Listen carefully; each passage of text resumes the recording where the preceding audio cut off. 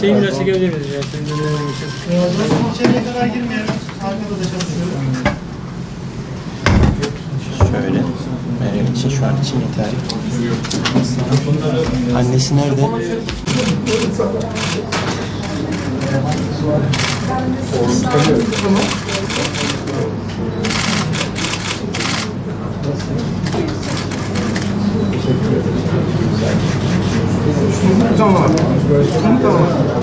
Bildiğiniz üzere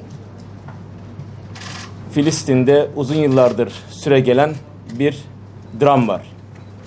Ve özellikle 2007 yılından bu zamana kadar İsrail'in Gazze'ye uyguladığı abluka sürmekte. Ve bu abluka hem kara hem hava hem de deniz üzerinden devam etmekte. Ve orada yaşayan yaklaşık 2 milyon insanı çok derin izleri bırakarak etkilemektedir.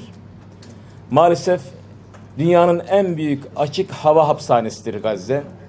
Bunu hepimiz biliyoruz. Ve gün geçtikçe Gazze ekonomik olarak, sağlık olarak, sosyal olarak ve eğitim olarak neredeyse son günlerini, son aylarını yaşamaktadır diyebiliriz.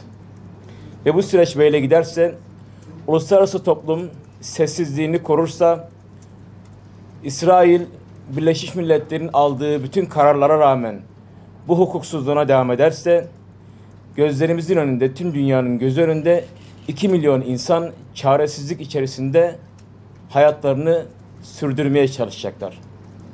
Ve artık insanlığın durduğu yerdeyiz. İnsanlığın bir şey yapamadığı yerdeyiz. Ve bu yüzden sesimizi bu şekilde duyurmaya çalışıyoruz. Çünkü Meryem bize geldiği gün bir gün daha gecikseydi yüksek ihtimalle uzunu kaybedecektik. Yani alt ekstremite, yani ayak ve işte bacak olduğu gibi kaybedilecekti. Burada işte İHA ekibinin Gazze'de buna uyanması, orada hastane, çünkü orada ilk müdahalesi oradaki hastanedeki mevcut şartlarla yapılmış ve bunu gözlemlemesi tabii bir başarı. Ve ben mesela ameliyattaydım. Ameliyattan bir telefon geldi bana hastanedeyken. İşte böyle bir hasta var. Biz şöyle bundan şüpheleniyoruz. Hemen ambulansla gelsin dedim. Hakikaten de dedikleri gibi çıktı. Meryem'in tabii tanımlaması gerekirse bilimsel olarak ona Gustillo tip 3 diyoruz. Gustillo tip 3 nedir? Bir sınıflamadır. Alt ekstremite yaralanmalara da onun şeyini veren bir kod gibi diyelim. Biz hekimler aramızda onu o şekilde anlarız. Ama şunu söyleyeyim, hani hepinizin anlayacağı dilde en şiddetli yaralanmayı ifade ediyor. Burada genellikle bu yaralanma, yani bu kod Gustillo tip 3C şiddetli yüksek enerjili yaralanmalar da olur. Yani patlayıcı mermiler, şarapnel, patlayıcı şarapneller, bombanın parçaları, işte kimyasal vesaire öyle gider. Yani genellikle bu yaralanmalar bundan olur. Ve maalesef Meryem'in de öyle bir yaralanması vardı. Biz hatta ilk açtığımızda bir hayli bir şarapnel parçası çıkardık, mermi çıkardık. Çok parçalı bir işte kemik kırığı vardı. Kaval kemiği ve ana işte hani tibia dediğimiz alt ekstremitenin ana kemiğinden paramparçaydı. Onun yanı sıra en büyük sıkıntı dolaşım yoktu. Çünkü ana damarlar ve sinirler de yaralanmıştı. İlk müdahalemizde tabii o erken müdahalede damarı onardık. Ve alt ekstremitede bir kurtarma söz konusu oldu. Akibinde tabii öyle kolay geçmedi. Çünkü çok ciddi sıkıntılarımız vardı. Kirli bir yaralanma olduğu için takdir edersiniz ki zaten hemen enfeksiyonla başladık mücadeleye. Onun yanı sıra tabii bir de yeniden yapılandırmak gerekiyor. Çünkü adeta bacağın yarısı yoktu. Burada izlediğimiz strateji esasında onu vurgulamak istiyorum. Çünkü gerçekten artık Türkiye'de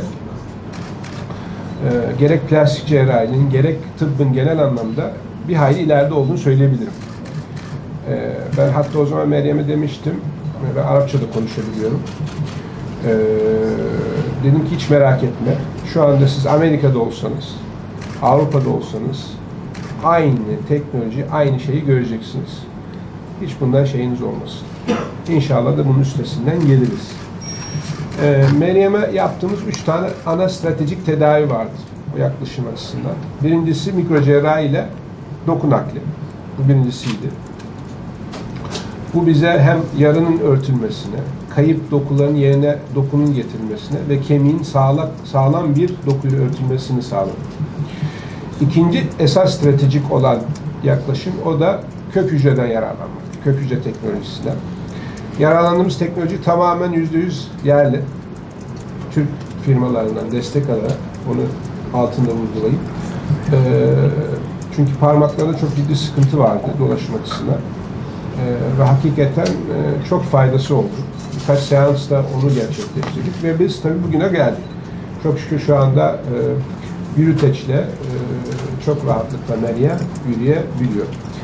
Türkiye'ye geldiğinizde Meryem بيسألوا ki ايش اللي تغير في حياتك من ما جيتي من لتركيا بعد ما غادرت الغزة طبعا بعد الإصابة في الوقت الحاضر مشاعرك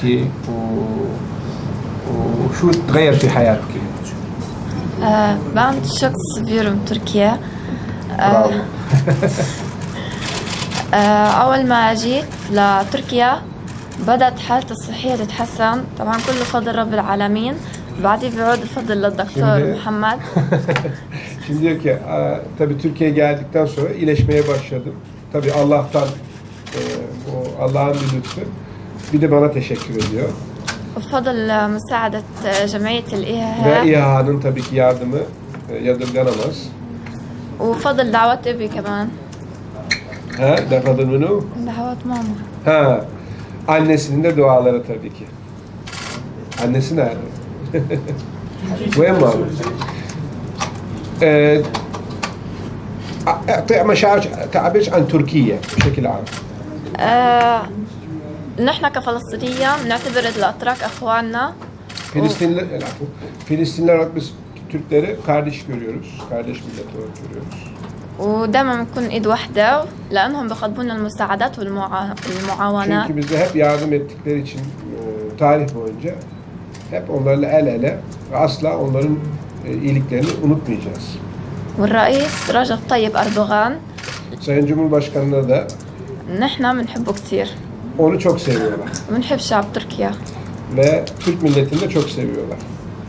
مريم هل تعتقد انك تم استهدافك انه ليس طلقه طائشه انك تم استهدافك كانوا بيستهدفوك بيحاولوا يضربوك والشغله الثانيه لما تطلع من هون شو بدك تعمل؟ hedef alındığınıza inanıyor musunuz? Bilerek ve isteyerek mi vurdular? Ve buradan çıktığınızda ne yapacaksınız?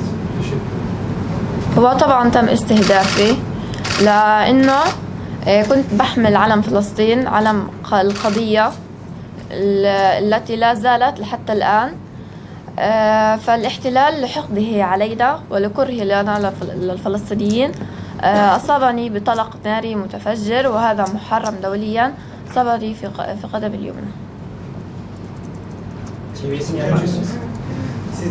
Ben mi yapayım sen?